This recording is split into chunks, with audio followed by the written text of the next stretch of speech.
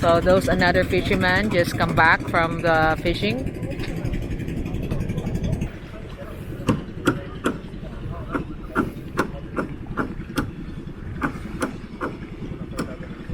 Very beautiful here. It's not so hot today, so it's not so scorching. So I'm having water with this because it's all fried. And we are now ready to have our lunch. I'm gonna need a plastic bag, which you have to get from there.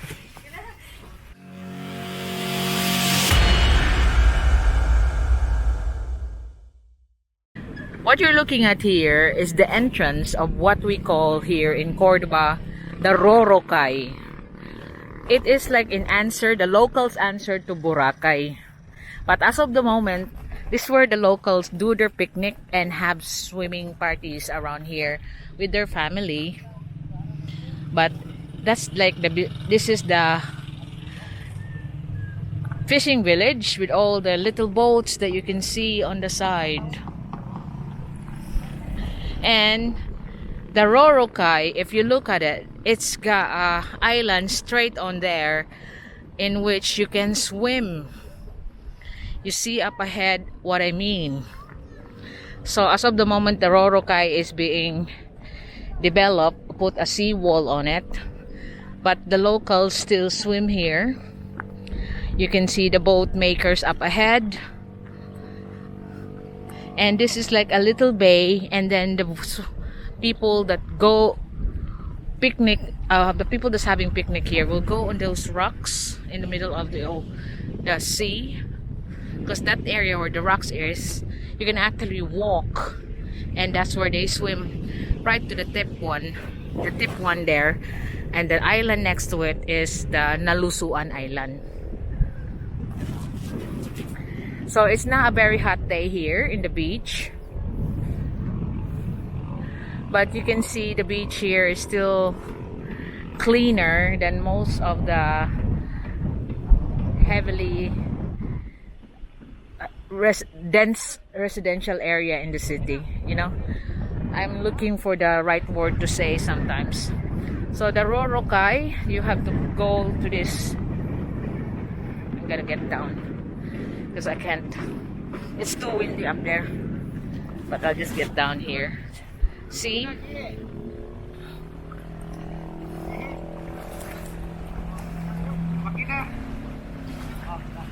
So there's someone building a boat here.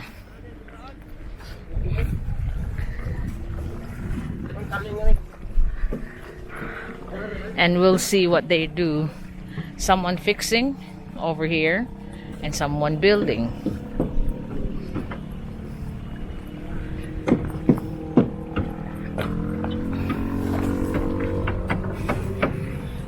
Ipatasaan lagi nito eh. Padakan day ni. Extended version. Imo ni sir? Oh. Very interesting. Gipadakan ang day mo sir? Uyuan mo may gipadakan. So this is his uncle who owns this one, and they just extended the boat to make it bigger.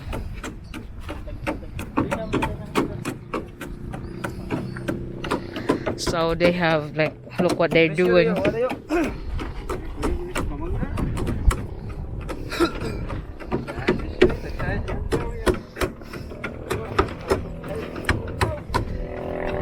So decorate in Rorokai. You see what I mean? The Rorokai, you can actually walk towards the end of those rocks where someone's walking there, because it's very shallow and you can swim there because it's still an island formation. As you can see, when it's low tide, you can see the actual sand to go there. You can walk it like this one. And Rorokai is a public beach. So someone was asking me what's the best public beach here in Mactan. Try the Rorokai in Cordova. I will be telling you some of the things as I go on.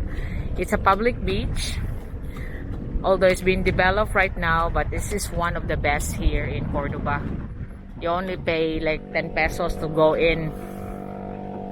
And beside the Rorokai, that's the fishing village of the fishermen around here.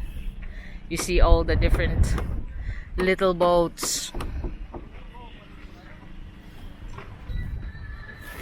What you're looking at here is we're just having our lunch here in the Roro Road, the big highway that's just been made here in Cordova that will lead you to the terminal that will take you to Hitapi, Bohol. And you can see that they're still working on this, but this is the site. It's a very beautiful place with all the fishing village, but it's still been developed, you know. It's still developing until now. The roads has just been fixed. And you can see all the shanties here, but this is where we buy our lunch. Our lunch for today will be consist of Shanghai rolls, all the sausages, and crab meat, and anything that is like convenient to eat. They have fried chicken here. Tagpilang fried chicken gang? 2 for 25, and they got pork, fried pork, and they even have this, we call it okoy.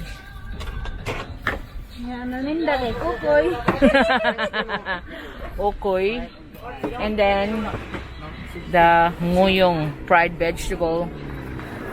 So this is like, you can see this is called one of the roadside food, the ginabots, or they call it ginabots. We only call it ginabot, but they consist or pungko. Usually you just sit down on the roadside to eat, and this is how it's prepared. You have choose what you have,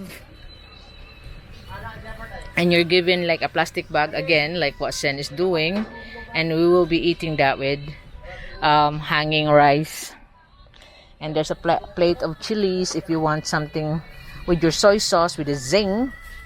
You can have it with chilies, but this is lunch, usual Filipino lunch. So we have ngoyong, crab meat, and chicken. Okoy. And okoy, which is the shrimp patties. Then we eat it like that with And the free loads of onions, soy sauce, vinegar, and of course the chili. And as of the moment, we start with 3 hanging rice, and you eat it with your hands covered with the plastic because there's nowhere to wash your hands, although I got some alcohol. Pwede sa soft drinks dong. So I'm having water with this because it's all fried, and we are now ready to have our lunch. I'm gonna need a plastic bag, which you have to get from there.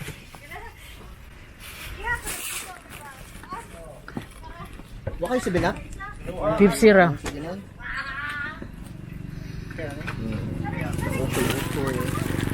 Gamotor lagi ka dong. Wala kay imuha tindahan diri. So it's just, I said, why are you in a motorbike? You don't have a stall? So no. We have, that's their stall. But he just arrived with the stocks. So if it's quiet here, yeah, if it's quiet here, he'll just transfer. So this is the Pungko business here in Roro Road, Alegria, Cordova.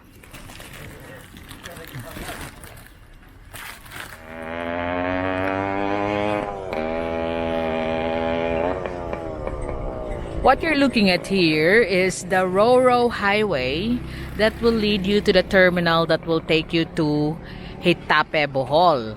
But what I'm showing you this time is in this video is this lane here in the Roro Food Park, in the Roro Highway, that will be soon become the Roro Food Park. There is already plan to make it a proper food park, because as of the moment the food park is just consists of shanties, you know, tarpaulins, bamboo. But soon this will be a site for the proper food park overlooking the ocean, and then you can see up ahead Nalusuan Islands, Tres Marias Islands, the islands that is visited by a lot of tourists for sightseeing and swimming or snorkeling, diving, you know, the works. But here you can see the fishing village from the side. It starts from here, and it goes further to the whole lane on this side. So the food park will be here. This is the Roro Highway. And these are all the food park.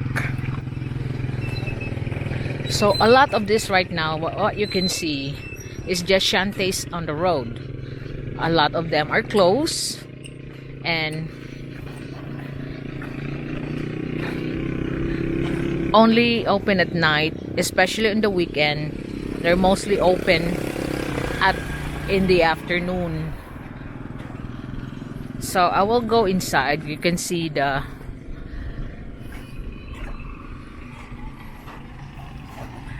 different stall that's in here. In fact, it extends over there, but during the redesigning for this one by the city, by the government of Cordova municipality, they will be redoing a design that the parking will be in the middle, not on the roadside here.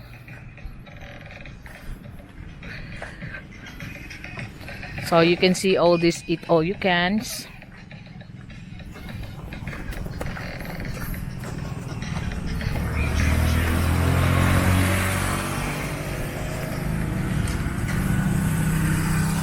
So there's someone here selling Bisaya manok, tinola, lanchaw, and all these barcada bundles.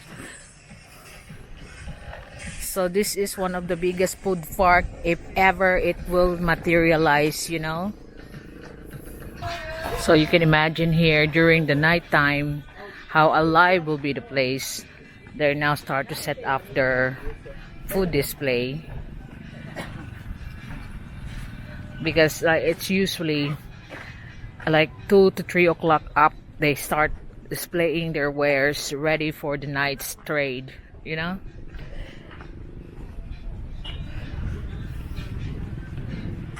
Not a lot is open for lunch. You still can see some, but as of the moment, you just the style of the food park here for now is you sit down on the kiosk provided tables and chairs, usually just basic plywood and wood, and you can dine in using either they will provide you any cutleries, but usually you are just given a plastic cellophane to wrap your fingers, wrap your hands rather, and you're expected to eat by your hands. So this is gonna be the Roro food park in the future that will be cemented and housed properly by the Cordova government.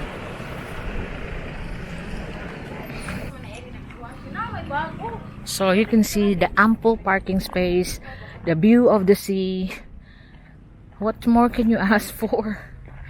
So I thought if it's gonna be true, which is I think it will be, because some of the people here that's having stalls saying that this is gonna be the Cordova, a proper one will be built here by the Cordova government.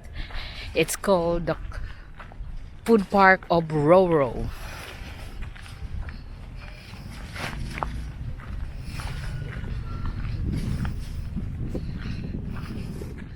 This one is offering unlimited gravy because some will just have the gravy and rice, no chicken.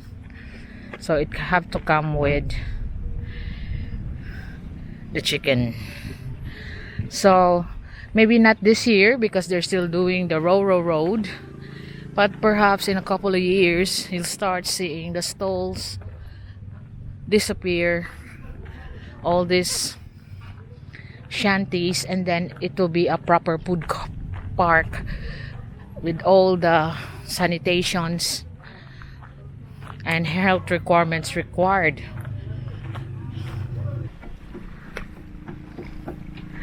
And you can actually walk from here on this little island mound and go there. You can even see through the water.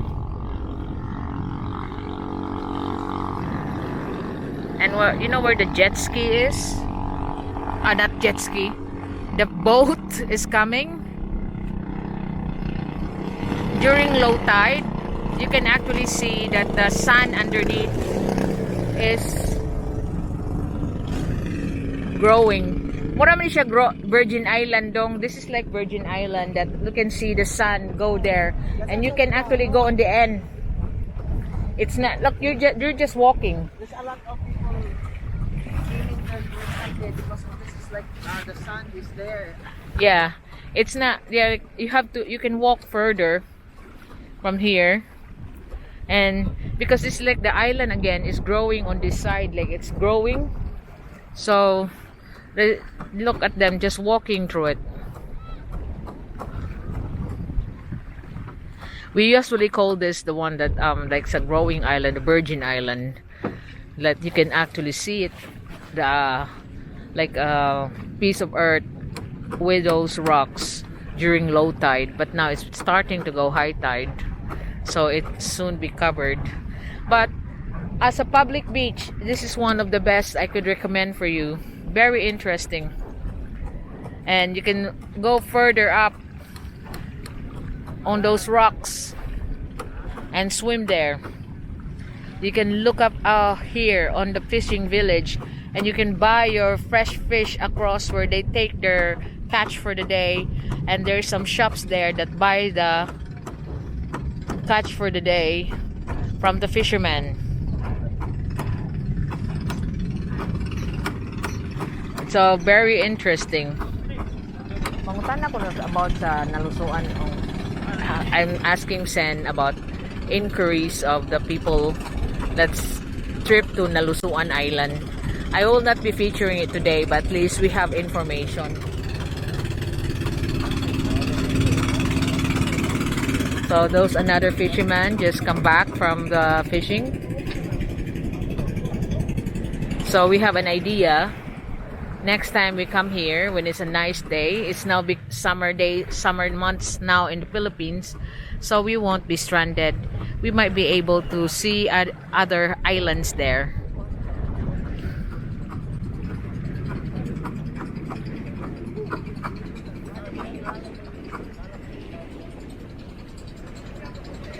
So those are the boys that's been swimming on the tip of these rocks.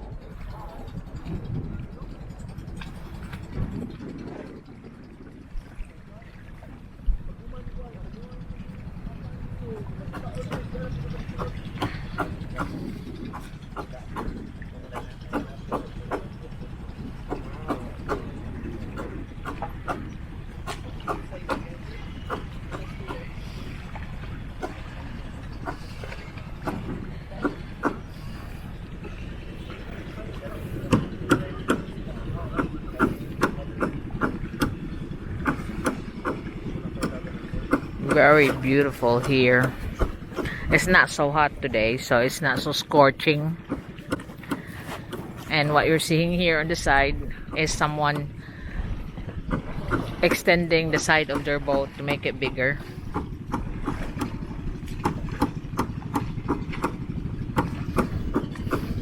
Again, they're just doing it by marine plywood.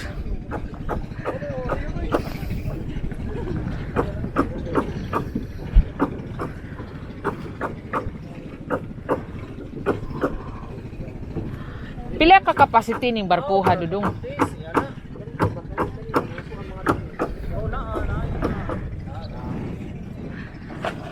So marine plywood extended.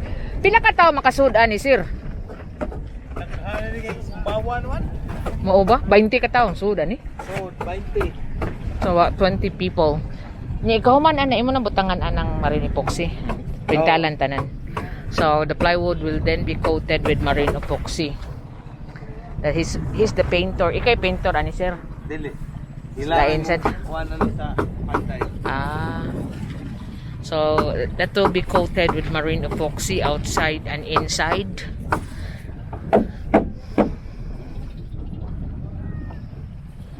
So you see, I'd say it's marine plywood. And across here on the Rorocay, The Rorokai is the Cordova Total Service Corporation. The concrete mixing is here. Concrete mixing plant.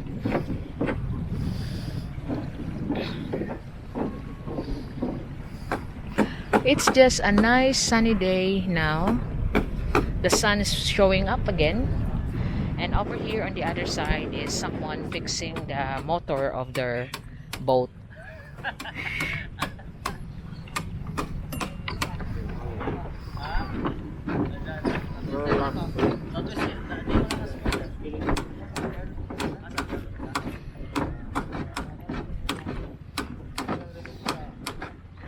So a lot of them is in here.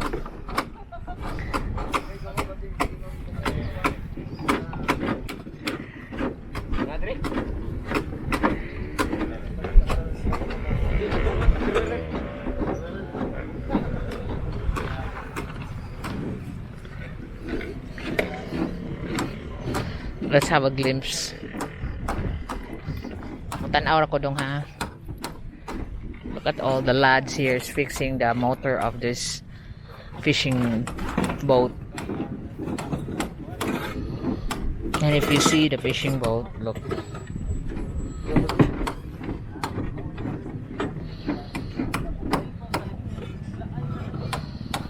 Flat on the bottom.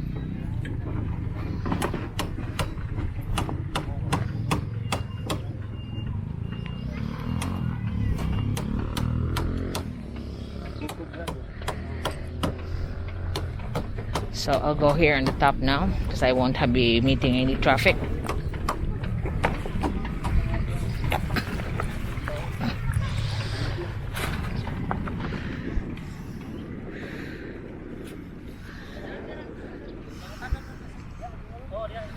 Beautiful place. That's why it needs to be developed and still be open to the public. So they have started the rip-wrapping, but there are obviously not just this but all around here, so they can expand the road more. But this side is what you call, when you hear the word Rorokai,